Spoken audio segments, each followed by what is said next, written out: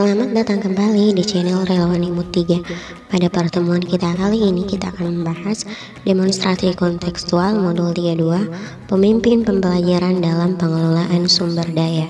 Sebelum membahas lebih jauh tentang demonstrasi kontekstual modul 32, terlebih dahulu ada baiknya kita mengingat kembali tentang BAGJA yang merupakan akronim dari buat pertanyaan utama, ambil pelajaran, gali mimpi, jabarkan rencana, dan atur eksekusi. Alur BAGJA ini digunakan untuk menganalisis tentang video praktik baik yang terdapat pada video yang akan kita analisis nantinya. Nah, untuk lebih jelasnya, tugas kita pada demonstrasi kontekstual ini adalah menganalisis visi dan prakarsa perubahan kegiatan-kegiatan yang berhubungan dengan masing-masing tahapan BAGJA, peran pemimpin pembelajaran, modal utama apa saja yang dimanfaatkan dari tayangan video praktik yang ada. Kita mulai dari pertanyaan reflektif yang pertama. Menurut Anda, apakah visi dari sekolah tempat guru mengabdi tersebut? Nah, menurut saya, visinya adalah mewujudkan pembelajaran yang menyenangkan serta menciptakan peserta didik yang berakhlak mulia, mandiri, kreatif, dan kolaboratif menuju karakter profil pelajar Pancasila. Kita lanjut ke pertanyaan reflektif yang kedua. Setelah melihat tayangan video di YouTube atau di LMS, menurutmu apakah prakarsa perubahan yang akan dilakukan oleh guru dalam tayangan video tersebut? Menurut saya, prakarsa perubahannya yaitu mewujudkan kelas yang aman dan menyenangkan untuk belajar. Kita lanjut ke pertanyaan yang ketiga. Apakah pertanyaan utama dari kegiatan yang dilakukan oleh guru dalam tayangan video tersebut? Menurut saya, pertanyaan utamanya yaitu bagaimana cara mewujudkan kelas yang nyaman dan menyenangkan untuk belajar. Pertanyaan reflektif selanjutnya, kegiatan atau tindakan apa yang dilakukan oleh guru dalam tayangan video yang menggambarkan tahapan BAGJA? Mulai dari buat pertanyaan, ambil pelajaran, gali impian, jabarkan rencana, dan aksi nyata. Nah, berdasarkan analisis dari tayangan video yang saya lampirkan di sini, bagian-bagian dari buat pertanyaan utama yang dilakukan guru adalah yang pertama, berkoordinasi dengan kepala sekolah tentang prakarsa perubahan yang akan dilakukan. Yang kedua, berkoordinasi dengan teman sejawat untuk merumuskan prakarsa perubahan yang akan dilakukan. Kemudian meminta pendapat murid untuk mengidentifikasi hal-hal apa saja yang dapat meningkatkan semangat belajar. Yang selanjutnya, meminta pendapat murid untuk menceritakan hal-hal yang disukai dalam kelas. Kemudian yang terakhir, mengajak murid-murid untuk berkunjung ke kelas 2 dan kelas 6 guna melihat hal-hal yang mereka sukai. Dari pertanyaan-pertanyaan utama yang telah diungkapkan, kemudian guru melakukan analisis untuk melakukan langkah selanjutnya, yaitu mengambil pelajaran. Nah, langkah-langkah yang terlihat pada video di sini terlihat bahwa untuk fase ambil pelajaran, yang pertama, guru memfasilitasi murid untuk melakukan survei secara langsung pada kelas 2 dan 6 yang memiliki karya-karya siswa yang beragam yang ditempelkan pada dinding kelas sebagai penyemangat belajar murid. Kemudian, guru memberikan kesempatan pada murid untuk mencari inspirasi seluas-luasnya.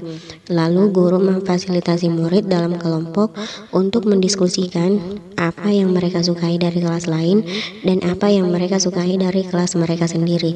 Kemudian guru menampung semua pendapat murid, lalu guru memandu murid untuk mencari pengalaman positif dari kelas lain untuk dijadikan pelajaran. Langkah selanjutnya yang dilakukan setelah mengambil pelajaran melalui fasilitasi murid, diskusi kelompok, mencari inspirasi dari kelompok lain adalah menggali mimpi. Di sini untuk menggali mimpi yang dilakukan adalah guru memfasilitasi kelompok untuk mengambil bahan-bahan untuk menuliskan kelas yang mereka impikan. Guru meminta murid untuk membayangkan kelas impian mereka. Kemudian guru meminta murid untuk menjelaskan desain kelas yang mereka impikan sebagai penyemangat belajar. Dan selanjutnya, guru meminta murid untuk menyampaikan atau mempresentasikan gagasan setiap kelompok dari kelas yang mereka impikan.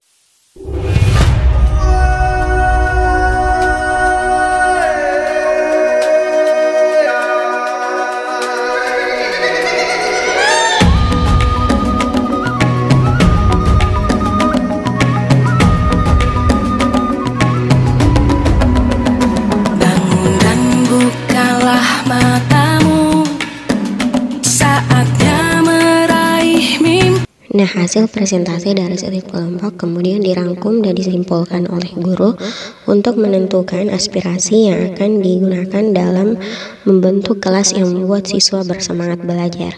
Langkah selanjutnya adalah jabarkan rencana. Pada tahap ini, guru membimbing murid untuk mendata hal-hal yang dibutuhkan kelas impian, kemudian murid diajak berkontribusi dalam membuat kelas impian dan dibagi tugas secara berkelompok. Setelah semua yang dibutuhkan dalam jabarkan rencana terpenuhi, maka guru bersama siswa mengatur atau menjadwal waktu untuk memulai kegiatan atau eksekusi perubahan yang akan dilakukan. Kemudian, setiap kelompok diminta untuk mengerjakan tugas yang telah diberikan sesuai dengan waktu yang disepakati bersama, yaitu mengatur ruang kelas agar lebih menarik dan membuat murid lebih semangat untuk belajar. Pertanyaan reflektif selanjutnya, apa peran pemimpin yang tergambar dalam tayangan video?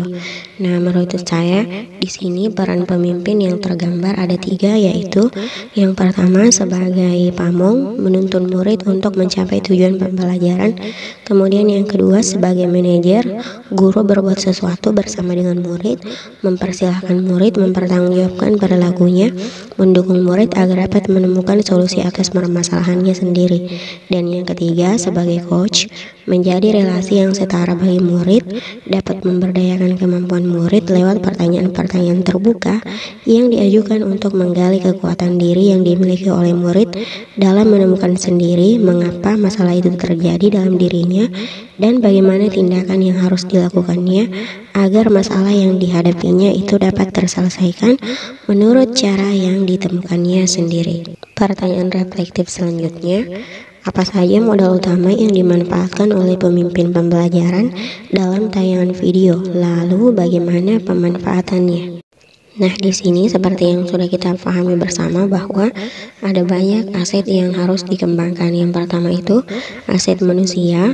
Langkah-langkah pengembangannya, 1. Memanfaatkan kecerdasan dan kreativitas murid untuk menata kelas yang membuatnya semangat dalam belajar. Yang kedua, guru yang kompeten dan profesional yang bisa berkolaborasi dengan murid. Yang ketiga, murid dengan tingkat kemampuan yang beragam. Yang keempat, stakeholder yang siap berkolaborasi dan mendukung prakarsa perubahan. Aset yang kedua adalah aset sosial. Di sini, asetnya bisa berkolaborasi dengan rekan sejawat dan murid untuk menyusun prakarsa perubahan. Yang kedua, berkolaborasi dengan rekan sejawat, guru kelas 2 dan kelas 6 untuk menjadikan kelasnya sebagai contoh kelas yang membuat murid bersemangat belajar. Aset yang ketiga yaitu aset fisik. Langkah yang dilakukan yang pertama memanfaatkan ruang kelas sebagai media untuk mewujudkan kelas impian. Yang kedua, lingkungan sekolah yang hijau dan mendukung guru dan murid untuk melakukan perubahan. Dan yang ketiga, lapangan bermain yang luas. Ini penting untuk pembinaan karakter dan budaya positif murid. Seperti yang kita lihat di video, beberapa murid masih memainkan permainan tradisional. Aset selanjutnya yang digunakan adalah aset lingkungan atau alam. Dan pemanfaatannya yang pertama, menggunakan ruang kelas lain sebagai inspirasi atau contoh kelas tempat belajar yang menyenangkan. Yang kedua, memanfaatkan alam sekitar sebagai bahan untuk menghias dinding kelas. Dan yang ketiga, menggunakan meja yang tidak terpakai di kelas sebagai rak buku di sudut baca. Aset selanjutnya adalah aset finansial atau keuangan. Nah, di sini tentu saja hiasan dinding yang digunakan untuk menghias kelas menggunakan barang-barang dari sekolah atau dana dari sekolah. Aset selanjutnya adalah aset politik. Di sini yang termasuk adalah kepala sekolah, rekan sejawat yang sangat mendukung adanya prakarsa perubahan yang dilakukan oleh guru. Dan aset terakhir yang dimanfaatkan di sini adalah aset agama dan budaya. Tentu saja lingkungan yang religius dan budaya positif seperti gotong royong sangat mendukung prakarsa perubahan yang dilakukan oleh guru tersebut. Nah, itulah pembahasan kita tentang demonstrasi kontekstual modul 32, pemimpin pembelajaran dalam pengelolaan sumber daya. Semoga menginspirasi. Salam guru penggerak. Sampai jumpa di pertemuan selanjutnya.